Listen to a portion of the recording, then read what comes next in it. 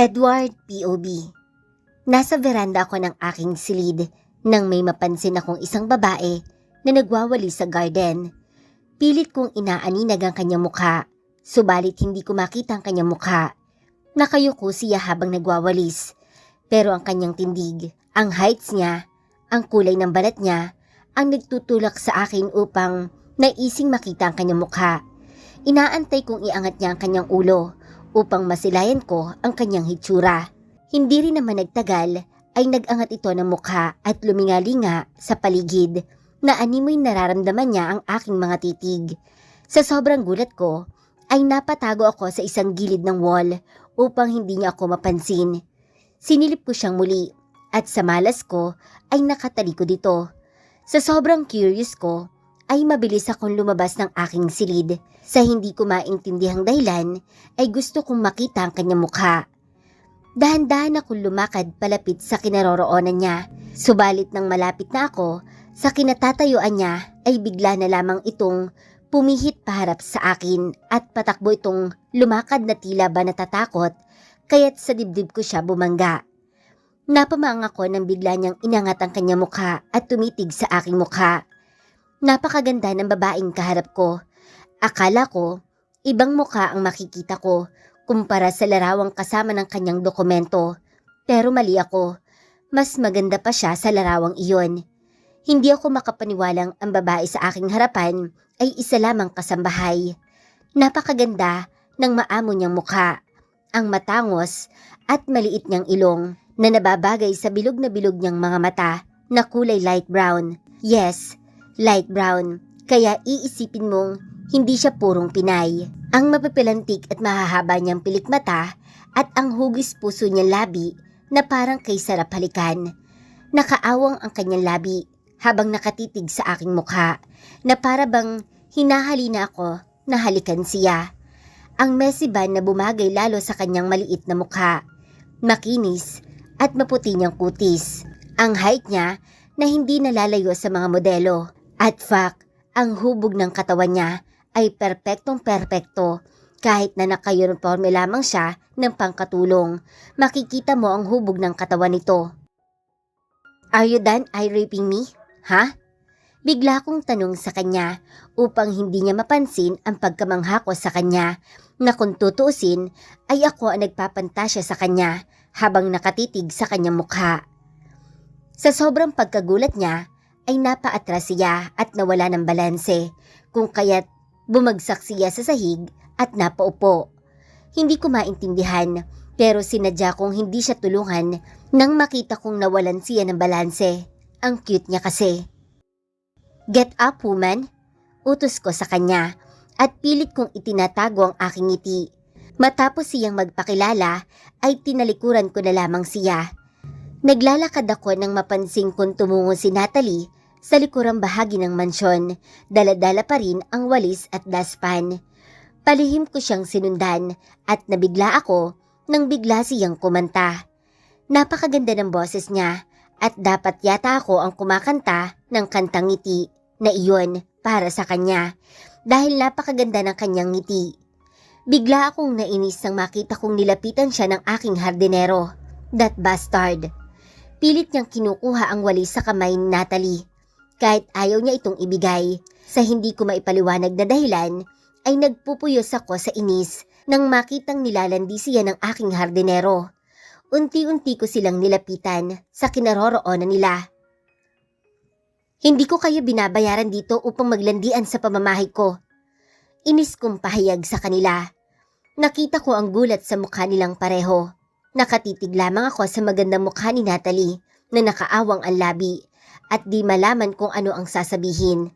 Sa inis ko ay kung ano-ano ang nasabi ko. Pinabalik ko sila sa trabaho at iniwan na sila. Natalie POV. Magtatanghalian na pala. Pupuntahan ko muna si Manang Edna at tutulungan ko siyang magluto ng pananghalian. Baka magutom ang tigre naming amo at lunukin na lamang kami ng buo. Nakakatakot pa naman ang ugali niya. Gwapo nga, pero sobrang sungit at suplado. Daig pa ang may regla. Pagpasok ko ng kusina ay inabutan ko si Manang Edna at si Mirna na naghihiwa ng mga rekadong lulutuin. Manang, tutulong po ako sa pagluluto ha? Sambit ko sa kanila. Hay naku iha, okay na kami dito ni Myrna. Pakilinis na lamang ng kwarto ni sir mo at baka magalit yon kapag nakitang hindi pa nalilinis ang kanyang silid. Utos ni Manang sa akin. Nabigla ako at napailing. Naalala ko kung paano siya nagalit sa akin kanina, kaya ayaw kong pumunta sa silid ng aming amo. Manang, pwede po bang ako na lang ang tutulong sa inyo dyan sa pagluluto? At si Myrna na lang po ang maglinis sa silid ni Sir Edward? Namimiss ko na po kasi ang pagluluto. Pagsisinungaling ko sa mga ito. Naku, hindi na Ali. Naumpisa na namin ito at mabilis na itong matatapos. Sige na, umakyat ka na doon at maglinis. Baka mamaya abutan ka pa ni Sir Edward sa silid niya na naglilinis. Ayaw na ayaw pa naman niyang inaabutan ng mga katulong na naglilinis sa kanyang silid. Sige na, bilisan mo na at umakyat ka na doon habang may ginagawa pang amo natin sa library. Mahabang litanya ni Manang sa akin. Napanguso ako at walang nagawa kung hindi ang sumunod sa pinag-uutos sa akin ni Manang. Pag-akyat ko sa ikatlong palapag ay hindi ko maintindihan kung bakit tila ba palakas ng palakas ang kabog ng dibdib ko.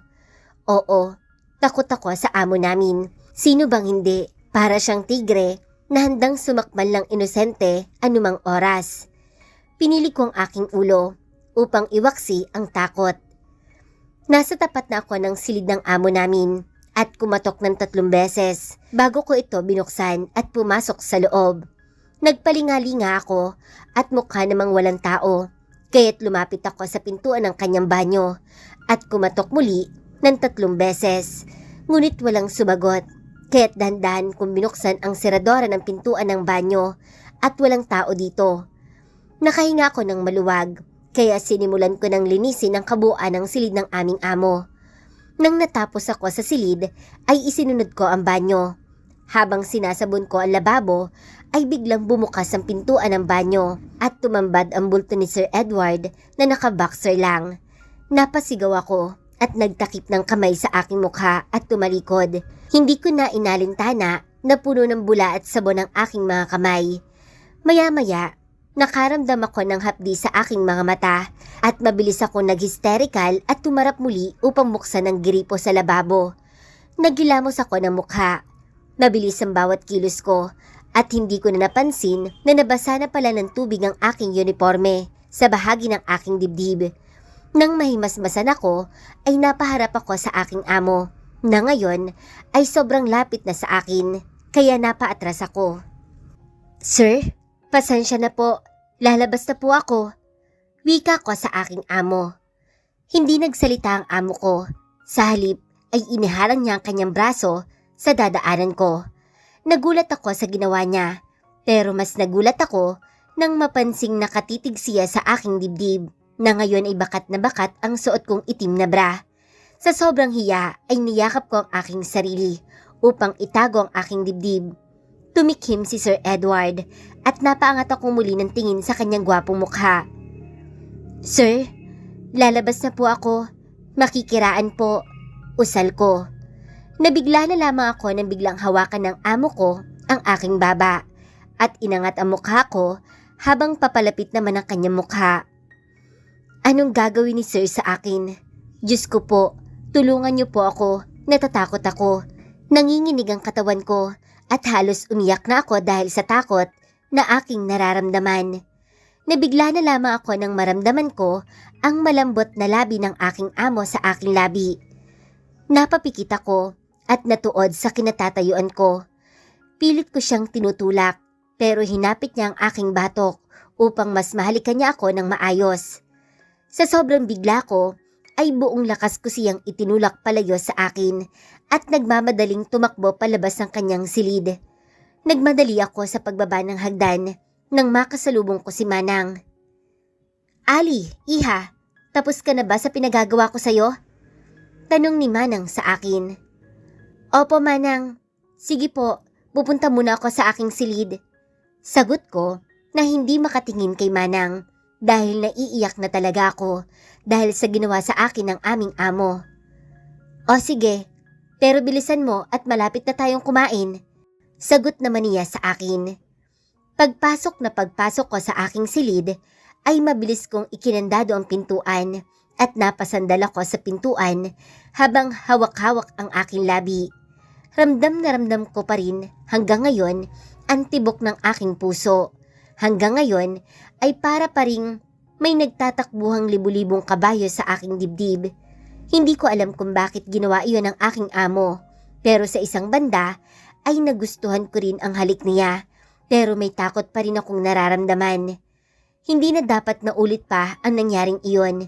Hindi na ako papayag na mahahalikan ako muli ng aming amo. Ninakaw ng amo ko ang aking first kiss na dapat ay sa taong mahal ko lamang ipagkakaloob. Mabilis ako nagpalit ng uniforme. Pagkatapos ay lumabas na.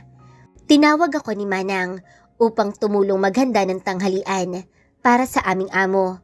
Ayoko sanang pumunta sa kusina sa loob ng mansyon, pero wala naman ako magagawa dahil katulong ako sa mansyong ito.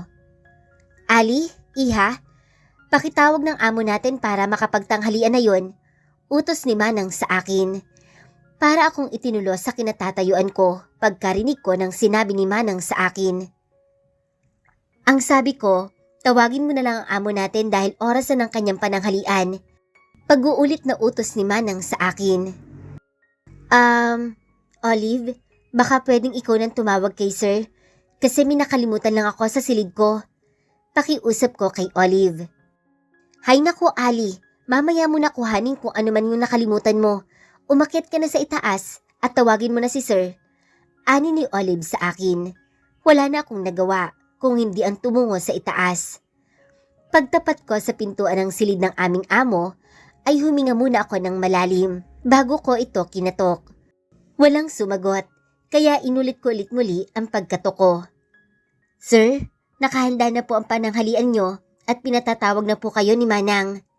Ani ko habang kumakatok sa kanyang silid. Walang sumasagot at walang nagbubukas ng pintuan. Baka kaya nakatulog. Bulong ko sa aking isipan. Pinihit ko ang seradora at bumukas ito. Pumasok ako ng ilang hakbang at laking gulat ko nang biglang may humablot sa aking braso at idinikit ang likod ko sa wall. Napasigaw ako sa pagkabigla at pilit na nagpupumiglas. Nakapikit ang aking mga mata at ayaw kong dumilat.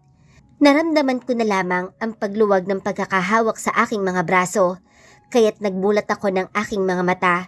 Wala na siya sa harapan ko, pero narinig ko ang pag-click ng lock ng silid ng amo ko, kaya mabilis ako napalingon sa pintuan. Nagulat ako dahil nakatayo doon ang amo ko at nakatitig sa akin. Sir, kakain na po, pinatatawag po kayo ni Manang. Nagkakandautal kong wika sa aking amo.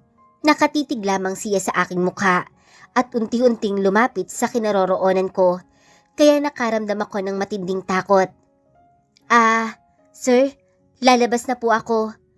Takot na takot kong turan sa kanya dahil hindi ko alam kung ano ang tumatakbo sa utak ngayon ng aking amo. Why? Are you afraid of me? Tanong sa akin ng aking amo. Opo, mabilis kong sagot sa kanya. Don't be afraid of me. I won't hurt you, I promise. Seryoso niyang ani sa akin habang nakatitig pa rin sa aking mukha. Lalabas na po ako, sir. Sagot ko na hindi makatingin sa kanya. What if I won't let you out of my room? What if I want you in my bed? What will you do? Litanya ng aking amo na kinagulat ko. Nakaramdam ako ng takot sa tinura ng aking amo at kinabahan sa sinabi niya. Sir, lalabas na po ako. Sabi ko na medyo naiiyak na. Ngumisi lamang ang aking amo at hinaplos ang aking pisngi. Napapitlag ako kaya't bigla ko siyang naitulak dahil na rin sa labis na takot. Bigla akong tumakbo sa pintuan upang buksan, ngunit napatda ako nang hindi ko ito mabuksan. Walang kaabog-abog akong binuhat ng aking amo at pabalibag na inihiga sa kanyang malambot na kama, kaya napatili ako. Sir, wag po. Lalabas na po ako, parang awa niyo na. Pagmamakaawa kong sabi sa aming amo. Bigla siyang dumagan sa akin at hinalikan ako sa aking leeg. Sumigaw ako ng malakas upang humingi ng tulong sa aking mga kasamahan. "Tulong! Tulungan niyo ako!" Malakas kong sigaw na maiyak-iyak na. Biglang tumayo si Sir Edward at tumawa ng malakas. Binuksan ang pintuan at tuloy-tuloy nang lumabas papuntang kusina. At iniwan akong hindi malaman ang aking gagawin, kaya agad akong tumayo at tumakbo palabas ng silid. Nakalabas na ako ng silid, ngunit ramdam na ramdam ko pa rin ang kabog ng aking dibdib. Nang mahimasmasan ako, ay nagmamadali akong tumakbo papunta ng silid ko. Pagpasok ko, ay inala ko agad ang pintuan at doon nagsimulang tumulo ang aking mga luha. Ayoko na yata dito. Uuwi na lang yata ako sa amin at maghahanap na lang ako ng ibang trabaho. 3 linggo na lumipas mula nang mangyari ang ginawa sa akin ng aming amo sa kanyang silid. Simula ng araw na yon ay ginawa ko ang lahat ng paraan upang maiwasan ko ang mapalapit muli sa aking amo. Ginawa ko ang lahat kahit ang magsinungaling at magpanggap akong may sakit. Huwag lamang akong mapalapit na muli sa kanya. Araw ngayon ng linggo at day off ko. Tamang-tama at may gusto akong bilhin sa bayan. Kaya't maaga pa lamang ay aalis na ako. Kagigising ko pa lamang dahil medyo tinanghali na ako ng gising at sinadya ko yon dahil off ko naman today. At paglinggo, wala din naman dito si Sir Edward. Doon siya sa kondo niya nagmamalagi kapag araw ng linggo. Siguro dahil may babae siyang dinadala doon o kaya ay kasintahan. Masaya akong bumangon upang maligo at diretso na akong pumunta sa aking banyo. Kumakanta-kanta pa ako habang naliligo kasi kahit noon pa, ang pagkanta ang nagagawian kong pampatanggal ng stress. Nang matapos akong maligo, ay nagtuyo agad ako ng aking katawan. Ibinalot ko ang aking sarili ng tuwalya at dali-daling lumabas ng banyo. Ganun na lamang ang pagkagulat ko dahil nakaupo si Sir Edward sa gilid ng aking kama at nakatitig sa kanyang phone. Hindi ko malaman ang aking gagawin kung babalik ba ako sa loob ng aking banyo at magkukulong doon hanggang sa makalis ang aking amo o kaya naman ay palalayasin ko itong amo ko sa loob ng aking silid. Sir, ano pong ginagawa niyo dito sa silid ko?" Gulat kong tanong sa aking amo. Nag-angat siya ng paningin at napamaang ang kanyang labi at sunod-sunod na napalunok ang kanyang ginawa habang hinahagod ako ng tingin sa aking katawan. Napayakap ako sa aking sarili at nanginginig ang aking tuhod sa kaba na aking nararamdaman. Tumayo si Sir Edward mula sa pagkakaupo at unti-unting lumapit sa akin. Ang tibok ng puso ko ay hindi ko maintindihan. Hindi ko na alam kung ano ang aking gagawin. Halos magdikit na ang aming katawan sa sobrang lapit niya at batid kong naririnig na niya ang pagtibok ng aking puso. Sir, kung may ipag-uutos po kayo, pupuntahan ko na lamang po kayo sa labas pagkabihis ko. Nauutal kong ani sa aking amo at hindi ko rin malaman kung saan banda ako titingin dahil naiilang na ako. "Iniiwasan mo ba ako?" Tanong niya sa akin sa malumanay na tinig at syemas, amoy na amoy ko ang mabango niyang hininga. "Naku sir, hindi po. Nagkakataon lamang po na marami kaming ginagawa sa mansyon ninyo." Nauutal ko pa ring sagot sa kanya. Nagulat ako nang biglang hapitin ng amo ko ang aking bewang para idikit sa kanyang katawan. Halos malambot ang aking mga tuhod dahil sa kanyang ginawa. Pilit ko itong itinutulak, ngunit napakalakas nito at hindi man lamang ito matinag-tinag. "Sir, ano pong ginagawa mo?" Kinakabahan kong ani sa kanya. "Natatakot ka ba sa akin, Ali?" Tanong niya habang unti-unting lumalapit ang kanyang mukha sa aking mukha. Dali-dali kong iniwas ang aking mukha at pilit ko siyang itinutulak palayo sa aking katawan. "Sir Edward, magbibihis po muna ako." Pakiusap ko sa aking amo na animoy sawa na pilit nanlilingkis ang aking katawan. Tiningnan niya ako sa aking mga mata. Pagkatapos ay binitawan niya ako. "Sige na, nagbihis ka na." Utos niya at tuluyan ang lumabas ng aking silid. Nagmamadali kong tinungo ang pintuan upang ikandado ito at napasandal ako habang nanginginig ang aking katawan sa sobrang takot na aking nararamdaman. Ano ba ang ginagawa ng aking amo? Bakit siya umaakto ng ganoon sa akin? Nagmamadali akong nagbihis. Naka-skinny jeans lang ako na kulay puti at crop top na kulay peach. Tinaruhan ko ito ng isang white rubber shoes. Binuksan ko ang aking pintuan at dahan-dahang sumilip kung nandun ba ang aking amo. Kailangan ko nang makaalis kaagad bago niya pa ako makita. Nawewerduhan na talaga ako sa amo kong iyon. Kung hindi ko lang kailangan ng pera at bahay na matitirhan, di sana, matagal na sana akong umalis dito.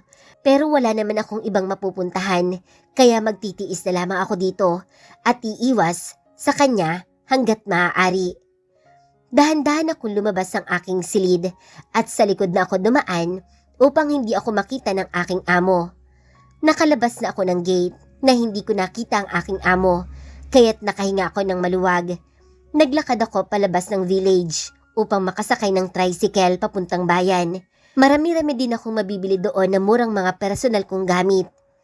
Pagkatapos kong mamili ng mga gamit na kailangan ko, ay nakaramdam ako ng gutom. Kaya nagpunta ko sa isang fast food na nakita ko upang doon na lamang mananghalian. Pagkatapos kong kumain, ay naisipan kong pumunta naman sa park dahil ayoko munang umuwi at ayoko rin munang makita ang amo kong may saltik yata sa utak. Maglalakad-lakad muna ako sa park upang magpalipas ng oras bago ako umuwi. Habang nakaupo ako sa bench at kumakain ng ice cream, ay tumunog ang aking phone.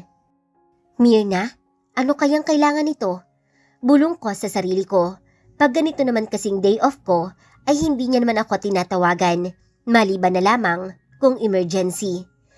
Pagkasagot ko ng telepono, ay bigla kong inilayo sa tenga ko ang phone sa sobrang lakas ng boses niya. Naku Bes, nasan ka ba? Diyos ko, umuwi ka na nga at nag-aalburuto ang tigre dito sa bahay. Ano bang ginawa mo at galit na galit ang amo natin at hinahanap ka? Pasigaw na tanong ni Mirna sa akin na ikinalaki naman ang aking mga mata. Ha? Teka naman, wala naman akong ginagawang mali ah. Saka, day off ko ngayon, hindi ba? So bakit ako hinahanap ng amo natin? Siya naman ang nagbigay sa akin ng araw ng linggo na day off ko, di ba? Kinakabahan kong sagot kay Mirna. Aaminin kong nakakaramdam ako ng takot dahil sa mga sinabi niya, pero day off ko naman kasi ngayon. Aba, malay ko Bes, basta umuwi ka na ngayon din dahil halos magwala dito ang ating amo at lahat kami ay sinisigawan na. May ginawa ka bang bagay na ikinagagalit ng amo natin? Wika nito sa kabilang linya.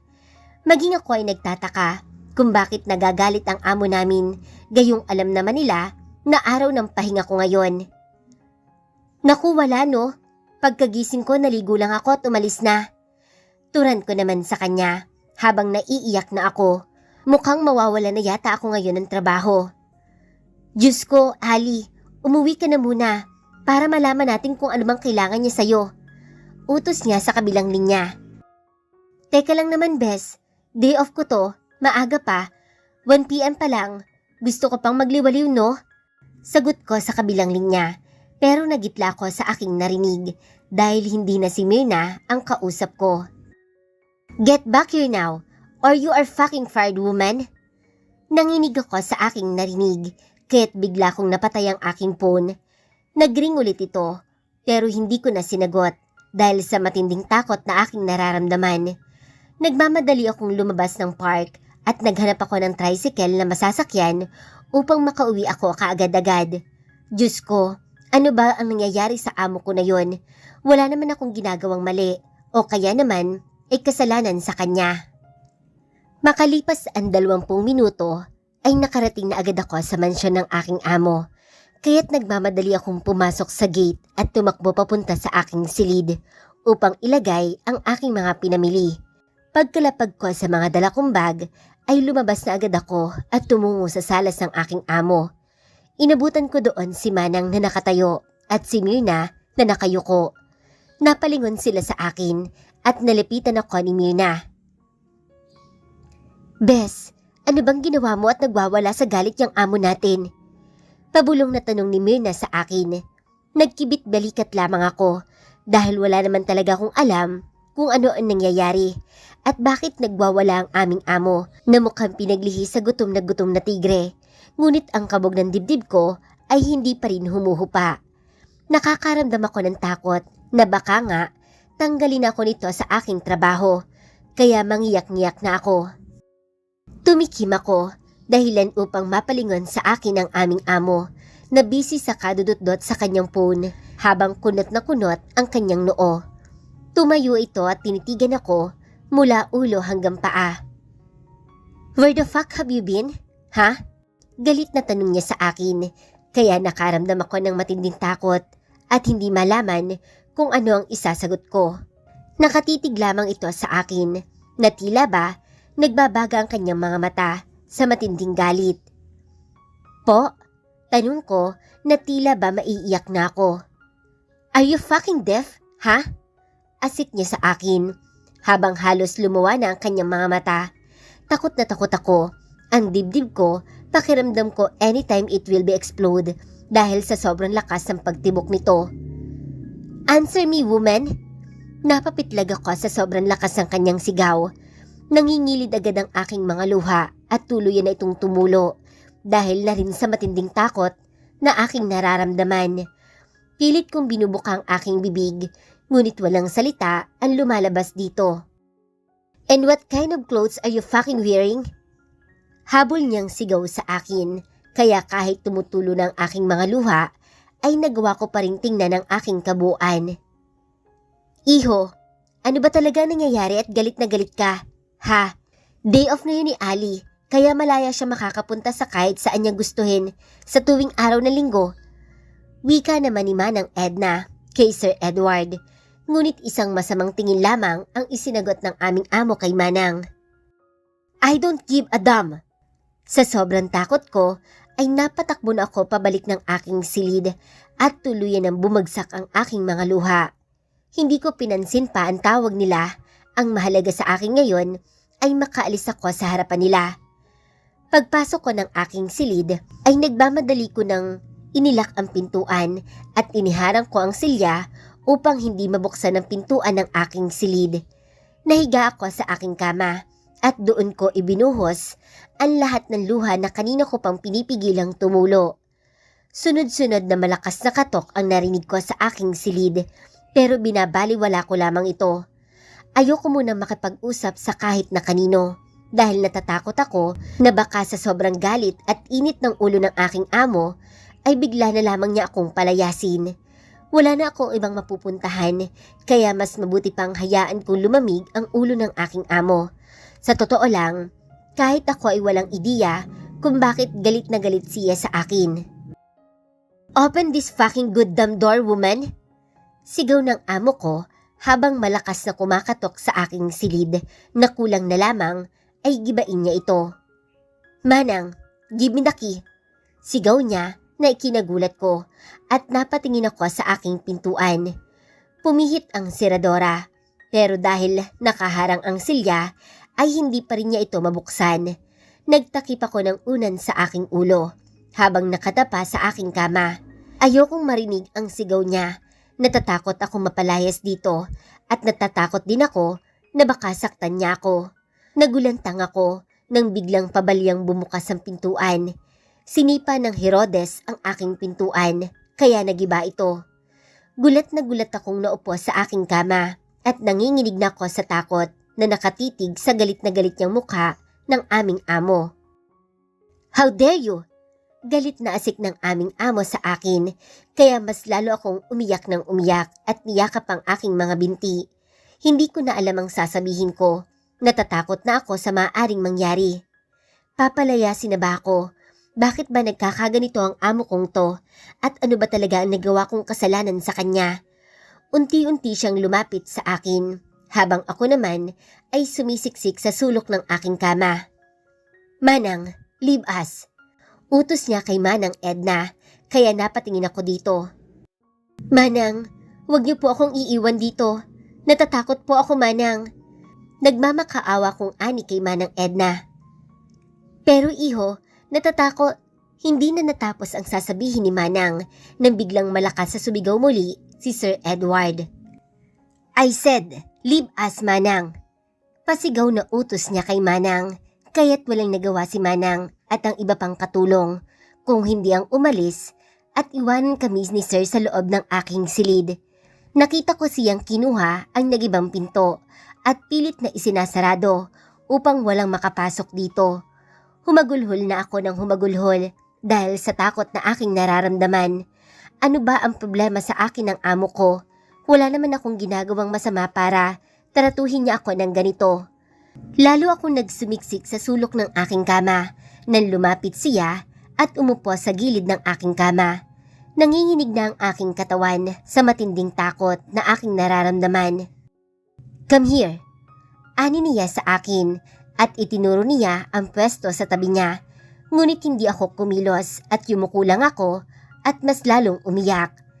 Bigla akong napatili nang hilahin niya ako sa aking paa upang mapalapit sa kanya. Kaya umislide ang katawan ko ng pahiga na nakatihaya at hindi agad ako nakabangon sa sobrang pagkagulat ko sa kanyang ginawa. Tumayo siya at tinitigan ako. Wala na ang galit sa kanyang mga mata pero wala ding emosyong makikita. Nabigla ako na bigla na lamang siyang pumaibabaw sa akin at hinalikan ako sa aking labi. Halik na banayad at mahinahon. Nakatikom ang aking bibig at nanlaki ang aking mga mata sa kanyang ginawa. Ali, bulong niya sa aking pangalan. What have you done to me? Tanong niya at pumikit habang nilalayo ang kanyang labi sa aking labi. Naupo ako sa takot ko. Tiningnan niya akong muli sa aking mga mata at umiwas naman ako ng tingin dito. Sir Edward, ano po bang nagawa ko para magalit kayo sa akin? Day off ko po kasi ngayon, kaya akala ko okay lang po na lumabas ako upang makapag-relax at mamili ng ilang mga gamit ko. Humihikbi kong tanong sa kanya na halos hindi na nga maintindihan dahil sa sunod-sunod na paghikbi ko. I came home to see you because you have been avoiding me for 3 weeks and that's slowly killing me. Mahinahon niyang ani sa akin na hindi ko naman maintindihan kung anong ibig niyang ipahiwatig. Po? Patanong kong tugon sa kanya dahil naguguluhan ako. Nothing. Forget what I have said to you. Just don't go anywhere today. Stay home please. Ani niya at sabay tayo palabas ng aking silid habang ako naman ay nagtataka lamang na sinundan siya ng tanaw habang papalabas ng aking silid. Makalipas ng ilang minuto ay isa-isa nang naglapitan sa akin sina Manang na punong-puno ng pag-aalala sa kanilang mga mukha. Sus Mariosep, iha, ano bang nangyayari at nagkakaganoon ng taong yun? Magsabi ka nga sa akin ng totoo? Tanong sa akin ni Manang Edna. Manang, maniwala po kayo sa akin. Wala po talaga akong alam. Umalis lang po ako ng maaga dahil day off ko naman po at namili lang ako sa bayan ng ibang personal kong gamit. Sabay turo ko sa mga bag na nakakalat sa aking sahig. Yumuko ako at muling umiyak. Sa tingin ko, Ali, may malaking gusto sa iyo ang amo natin. Ani ni Mirna at nagtanguan naman ang ibang mga kasambahay. Ha? Paano mangyayari yun? Hindi naman namin kilala ang isa't isa at hindi naman kami lagi nakikita ni Sir. Baka nagkakamali ka lang, Bes. Sagot ko habang umiiyak ako. Hay nako, basta sa ikinikilos kanina ni Sir Edward, Bes, alam ko at nararamdaman ko na may pagtingin siya sa'yo at nagalit pa dahil ang sexy ng suot mo, no? Nakanguso niya pang wika sa akin. Pero hindi, imposible ang sinasabi ni Mirna. Sigurado akong may kasintahan na ang aming amo o kaya maraming babaeng nakapaligid sa kanya na higit na naggagandahan at nagseseksihan pa. Nagkibit balikat na lamang si Mirna at gumuso. Inayos ni Neil ang pintuan ng aking silid ng araw ding iyon at tahimik lamang din siya habang ginagawa ito. Nakakapanibago, samantalang dati ang ingay-ingay nito at sobrang kulit. Pero ngayon, ni hindi niya ako sinusulyapan man lamang.